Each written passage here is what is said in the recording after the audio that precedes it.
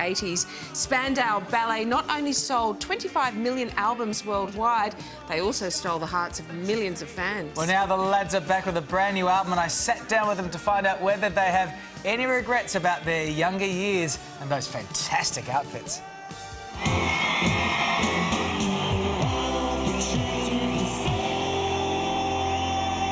This is 1985. You come to Australia with a bucket load of hits. Tell me, that's got to have been wild.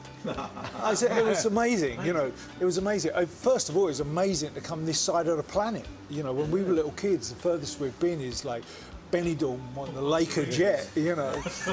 To come to the other side of the world, to Australia, and not only that, be appreciated, was just wild. The fashions became a real thing, and you guys were really, you know, front and centre of that. Yeah, I mean, I remember the first time we came over here. I mean, we started, you know, there's the ruffles and the frills and the trills, and the Australian audience were into us right from the very beginning, to cut long story short. So the first music I fell in love with was David Bowie, Ziggy Stardust, and that for me set the benchmark. It's, you know, if you're going to be a pop band, then be otherworldly, you know, be outrageous. When you look back, like, do you think to yourself, that was really good, or that was maybe not that one? Never regret. No regrets? No regrets whatsoever, you know, and it's also something of the time, remember, you know, it's like it's almost reactionary, very working class as well. It's your only form of expression. There's that poster of us for the movie where we're standing in the road in New York and we look like the Avengers. It's like superheroes, and we kind of felt like that. Now, you all got kids now as well, so how do you find them listening to your music? I think they were very proud. You know, they suddenly saw another side to their old man, you know. They're more interested in the rider backstage than they are in of us, course. actually. That's the biggest problem we got now is when we come off stage, is there any drink left?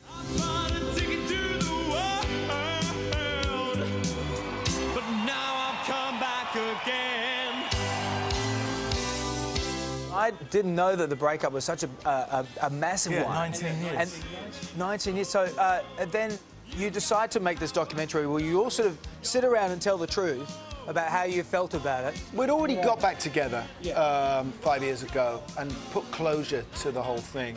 And I think the film is proof that we really are getting on well. Otherwise, we wouldn't have survived such a picture as this, because it is quite tough to watch. You know, it's warts and all. It's honest. It's honest. I think that is the keystone to the movie. It's not been, you know, sort of airbrushed. I mean, I think we've had enough kind of glitzy, glammy, aren't we wonderful, you know, rock documentaries, and you know, we have got a story to tell. You know, the highs and lows of Spandau Ballet. You know, a breakup of 19 years and then back together again. I think, you know, I've said before that we're really pleased that we got back together again, but also the fans are as well. Because you saw Duran Duran, didn't you? And that's what sort of went like, we need to... I said this the other day. There's an element of truth in that. I was really envious when they got back together, but at that point... I read you were miserable. At that point, I wasn't even talking to most of the band. So I think the first thing was, yeah, we wanted to play on stage, but really I just wanted to make contact again, because... you know, I went through the greatest experiences of my life with these guys. I mean, it took a lot of soul searching, but we were finally brave enough to put the ghosts of the past. But also, we wanted to give Duran another kicking. Yeah, that's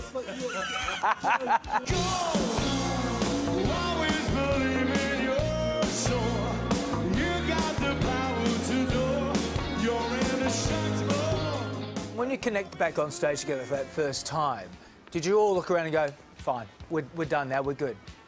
It was do you know that was the Or was it like, bit? oh, I don't remember how this all goes?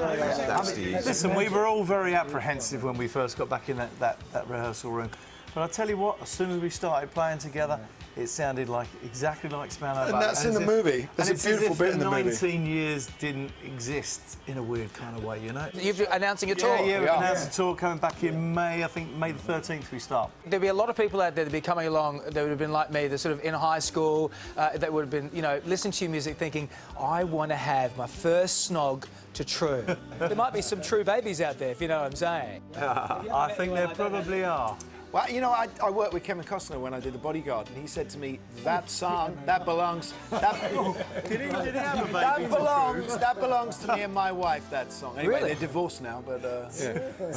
I had a baby, it's What called did I True. get divorced to? Was that another one of our tunes?